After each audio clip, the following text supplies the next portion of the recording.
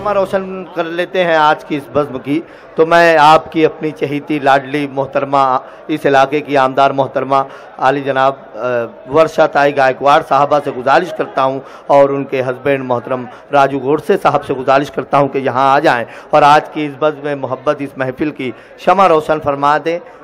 सभी लोगों से मैं गुजारिश करता हूं कि आप लोग यहां खड़े हो जाएं और आज का यह मुशायरा परवेज शेख साहब, फरीद सिद्दीकी साहब और इस महफिल के कन्वीनर आली जनाब समीर शेख मंगरू साहब, इन साहबान की मेहनत है और आज की क्षमा रोशन हो रही है।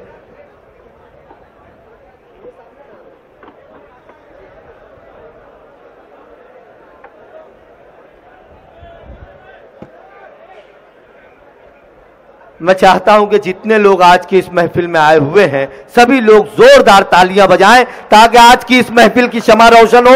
आपकी जोरदार तालियों में ये कह के आग वो दिल में लगाए जाते हैं, ये कह के आग वो दिल में लगाए जाते हैं, चिराग खुद नहीं जलते जलाए जाते हैं। आज की इस महफिल में मोहब्बतों के चिराग रोशन किए जा रहे हैं। क्षमा रोशन करने की सूरत में मोहतरमा वर्षा ताई गायकवाड़ साहबा के हाथों से और मोहतरम राजू गोडसे साहब के हाथों से।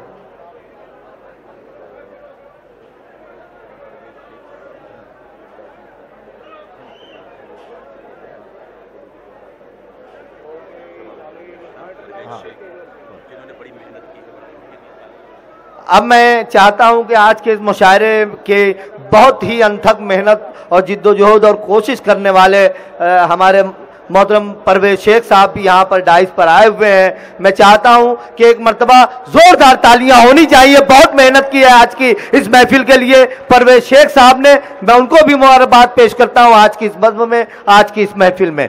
महफिल की क्षमा रोशन हुई माशाअल्लाह, मैं बहुत मुबारकबाद पेश करता हूं वर्षा ताई गायकवाड़ साहबा और राजू गोडसे साहब के भी हाथों से आज की इस महफिल की क्षमा रोशन हुई। मैं इन साहबान को बहुत मुबारकबाद पेश करता हूं आज की इस बज़्म में मोहब्बत में।